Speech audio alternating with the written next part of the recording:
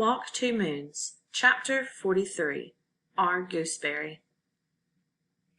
Instead of taking me to jail, the sheriff drove me to Coeur d'Alene, with the deputy following us in Gramps' car. The sheriff gave me a lengthy and severe lecture about driving without a license, and he made me promise that I would not drive again until I was 16. Not even on Gramps' farm, I said. He looked straight ahead at the road. I suppose people are going to do whatever they want to do on their own farms, he said. As long as they have a lot of room to maneuver, and as long as they are not endangering the lives of any other persons or animals. But I'm not saying you ought to. I'm not giving you permission or anything. I asked him to tell me about the bus accident. When I asked him if he had been there that night, and if he had seen anyone brought out of the bus, he said, "You don't want to know all that. A person shouldn't have to think about those things." "Did you see my mother?" "I saw a lot of people, Scalama. And maybe I saw your mother, and maybe I didn't. But I'm sorry to say that if I did see her, I didn't know it. I remember your father coming into the station. I do remember that. But I wasn't with him I wasn't there when..." "Did you see Mrs. Cadaver?" I said.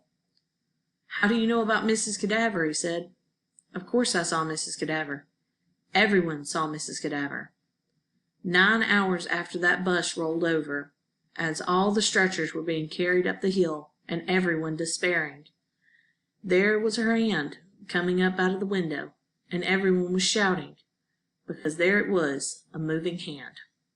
He glanced at me. "I wish it'd been your mother's hand." "Mrs. Cadaver was sitting next to my mother," I said. "Oh."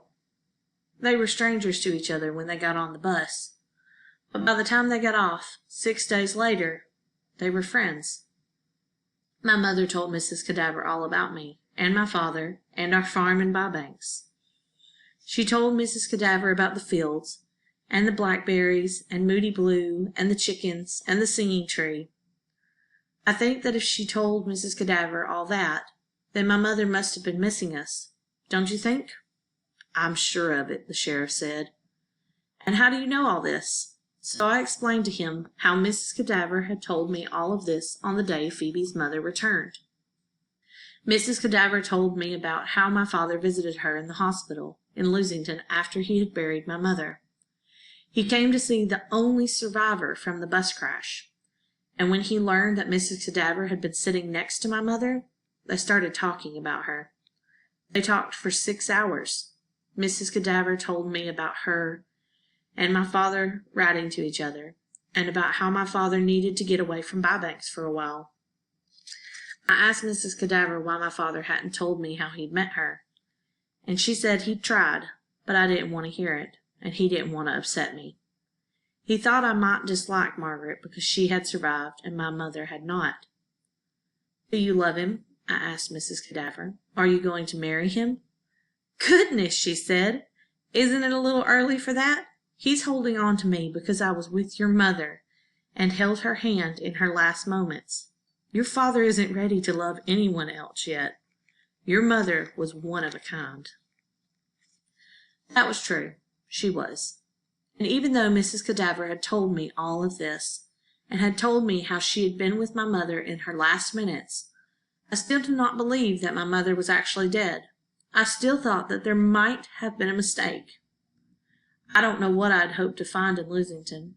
Maybe I expected that I would see her walking through a field, and I would call to her, and she would say, "Oh, Scalama, my left arm," and "Oh, Scalama, take me home." I slept for the last 50 miles to Coeur d'Alene, and when I awoke, I was sitting in the sheriff's car outside the hospital entrance. The sheriff was coming out of the hospital. He handed me an envelope and slid in beside me on the seat. In the envelope was a note from Gramps, giving the name of the motel he was staying at. Beneath that, he had written, "I'm sorry to say that our gooseberry died at 3 o'clock this morning." Gramps was sitting on the side of the bed in the motel, talking on the phone. When he saw me and the sheriff at the door, he put the phone down and hugged me to him. The sheriff told Gramps how sorry he was and that he didn't think it was time or place to give anybody a lecture about underage granddaughters driving down a mountainside in the middle of the night. He handed Gramps his car keys and asked Gramps if he needed help making any arrangements. Gramps said he'd taken care of most things. Graham's body was being flown to Banks, where my father would meet the plane.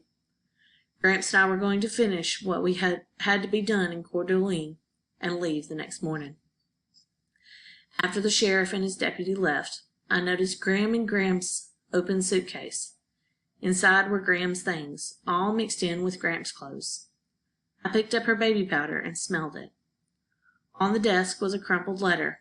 When Gramps saw me look at it, he said, "I wrote her a letter last night. It's a love letter."